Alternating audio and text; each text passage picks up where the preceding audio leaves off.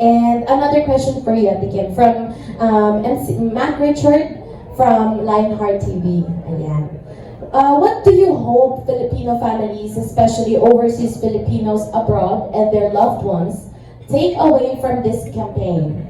You've experienced being away from your family because of work. Does that experience help you understand the sacrifices of Filipinos abroad more on a more personal level? Ano daw? Tagalogin mo ba? Tagalogin na lang natin. Ayun yun. So parang, since palagi kang nag-work far from the family, mas naintindi, ano yung pagkakaintindi mo or nakarelate ka ba mas lalo sa mga OFWs natin?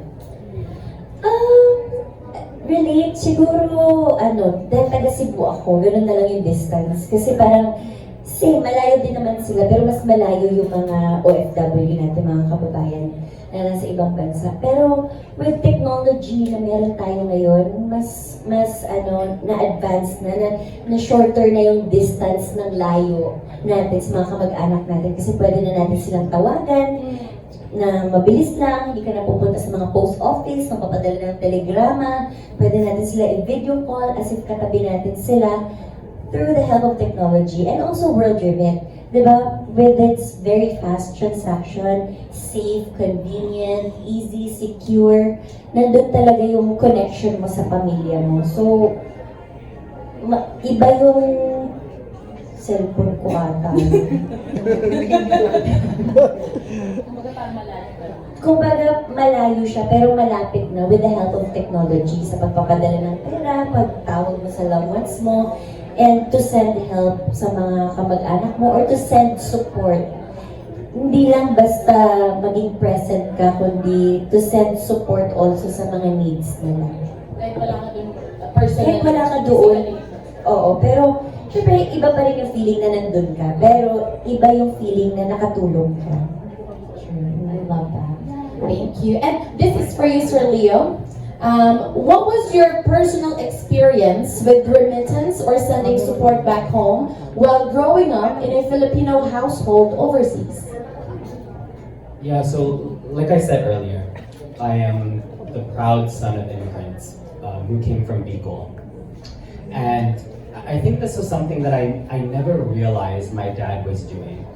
But he was the only of his siblings. He has, I believe, 4 brothers and 1 sister. He was the only one who moved abroad. And his whole life, he continued to send support and continued to help. And I got to meet many of my cousins, the sons and daughters of his brothers and sisters. I actually saw one of my cousins at the Toronto show. And oh my gosh, all they can say is, thanks to your dad, we got an education. And, he passed away in 2020. Okay. He passed away in 2020. But when you think of what he did for a lifetime, and how that compounds, that you have now generations of our family that can get an education, that can put food on the table, because someone decided, to send support. And that's really personally how I relate. And so, as a Filipino American, when I come back here, when I come home, I have the privilege of being in this role with World Remit, to work with impactful individuals like Kim. And we get to help those folks. We get to help support those who are sending money, because it changes lives. And so, for me, it's extremely personal as a Filipino American, and I think I continue to think and wonder, how do we continue doing that? And that's why I'm so happy that I have the privilege to be working and leading the Philippine market for World Remit and making it more accessible and easy for Filipinos abroad. Thank you, Sir Leo. And it's so nice that you're leading the Filipino community with a heart. Thank you, sir. That's why we call them the modern Filipino heroes, the OFWs. And next question is from Nico Castro. This is for Ms. Kim.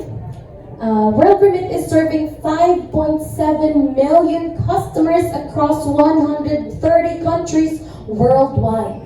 Can you give us 5 names of people close to your heart na posible mong padalhan ng money using World Remit? 5 names. 5 lang. 5 lang. That's it. Syempre number 1 na doon yung kapatid ko, of course. And minsan sa kanya ko na binibigay lahat, tapos ihati-hatiin niya na lang. Pero yung uncle ko din nandun, yung mga cousins ko nandun. Pero yung priority ko lang naman talagang padalhan ay yung kapatid kong bunso. Pwede din ang Baka gusto mo. So si JP. Yeah. Thank you. And ito naman from from Chetty Grace. The question is for you, Miss Kim. If you can send a World Remit cash transfer back in time to your younger self, before you entered showbiz, how much would you send her, or what would you tell her to use it for and why? Younger Kim. Sana noon pa. Ba't ngayon na? Ba't ngayon lang? To my younger self, magkano? Grabe no, super naman yung tanong na yan. 100M. Grabe, ang hirap naman ng magkano. Siguro, panimula na lang. Siyempre, 1 million. Pero kung ako yung pabibiliin, mukha siyang tunog OA, pero parang okay pa naman ako nung bata ako. Kasi hindi naman ako magiging ganito kasipag and ganito ka-hungry kung hindi. Oh, parang niyak na ulit ako. Pero hindi naman ako magiging ganito ka-eager sa kung anong gusto kong marating. Kung meron na ako noon, parang kung madali ang buhay noon, hindi siguro ako ganito ngayon. Nakikinig si younger Yun Kim. lang. Yun lang, kasi di ba if you have everything, parang sobra-sobra na siguro kung manghingi ka pa ng sobra. Parang sobra na siguro kung magkaroon ka ng sobra. Pero maganda din na lahat ng meron ka ngayon pinaghirapan mo. Para pag nakita mo siya with your own eyes, na, uy, akin to, pinaghirapan ko yan. Uy, akin yan, akin to lahat. So parang masarap ang success kapag niyayakap ka ng hard work mo. It is really. It is really. Is it really you? It is. It really is it. So yun lang. Yeah, parang gano'n lang. Yeah, but greedy ka na masyado kapag sobra-sobra ang meron ka. Thank you, Miss Kim. Ayan. Ano with World Remit, syempre di na tayo tatanggap. Lalo na pag nanalo ka ng bahay mo, panalo mo. Diba? That's true. Ito naman para sa inyo dalawa, for both of you, this is also from Mac Richard, Paglikawan from Lionheart TV. Personally, this is for Sir Leo and Miss Kim, what's the most meaningful thing you can give your family? Money, time, experiences, or simply being present? So money, time, experiences, or just being present. That's it for me. I think of those, time and presence are kind of intertwined. And I think that would be my answer. And I think one of the trade-offs that when a Filipino goes abroad is that you don't have the ability to be physically present. But kind of in the same way that we talked about what home means to us, that presence can still be shown in the way that you think of others, the way that you send support, in the different everyday habits that stack for you to really help your family. I had mentioned my dad, and one of the things that I wish I had more time and more presence being there. And I think that's one of the things that is most meaningful. And when we think of how we help Filipinos be more present, we think about how our technology and our app makes it easy and easier and more accessible for you to be there for the ones that you love. Thank you, Sir Leo. Miss Kim? Ako naman, magkaiba naman yung lahat kasi kailangan natin sa buhay yan. Pera, oras, maging present sa pamilya, pero hindi lahat binibigay sa atin, unfortunately. Lalo na sa mga kababayan natin abroad, na oo, may pera sila doon, pero wala silang oras para makasama, maging present sa pamilya nila. Maswerte ka na lang kung meron ka lahat nun. Pero yung pinaka, parang dalawang ano siya eh, may pera ka pero hindi ka masaya. Marami kang oras pero may problema ka din sa ano. Pero if you're lucky enough, sana meron ako lahat nun. Para ano, lahat naman ng tao hinihingi yun. Pero dahil sa circumstances ng mga buhay-buhay natin, iba-iba naman ang takbo, mas mahalaga siguro ang time. Kasi hindi mo naman, yun na lang ang hindi mo maibabalik eh. Ang pera babalik, kikitain mo ulit, ganyan. Pero dapat wag mo gastos sobra-sobra. Pero ang oras hindi mo mababalik. Yung nangyari kahapon, hindi mo na mababalik yun. So, yun lang. Time talaga is very important. Para makapag-work ka pa, and at the same time, makasama mo yung family mo, and kumita ka ng pera. I agree. Buti na lang din talaga yung World Remit. When you send money, you save a lot of time. Because it's fast. Fast, easy, reliable, and convenient. Yes. And vegetables. Okay. Hindi vegetable word remit up ka. Ito naman, next question is from Miss Jessica Ann Evangelista of Inquirer. This is also for you, Sir Leo and Miss Kim.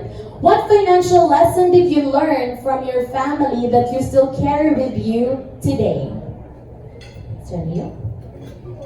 I think there are two that I think the practical advice financial advice that my family, specifically my dad, really placed on us growing up was save money and invest in your education. And he really believed that that was important. And I think the unspoken advice that I really learned from the way that he gave back to his family, it's that when you give, it will come back to you. And that's something that I'm still experiencing and learning and seeing. I'm collecting the good that he did during his life when he was supporting. And so I think it's really around generosity, that when you give, it'll come back to you. Thank you. Love that. Miss Kim? Ako parang ganun din, bilang Chinese, boksingero kami. Ano talaga, so parang ang na-share sa akin is mag-invest talaga. Kasi hindi naman lagi nilang sinasabi sa akin na hindi naman forever itong trabaho ko. So dapat iniingatan ko talaga yung pera ko. And also, yun lang, mag-share ka and huwag maging greedy sa pera. Hanggat meron at pwede kang makatulong, tutulong tayo. Kuripot pero tutulong. Mag-share. Mag-share. Love it.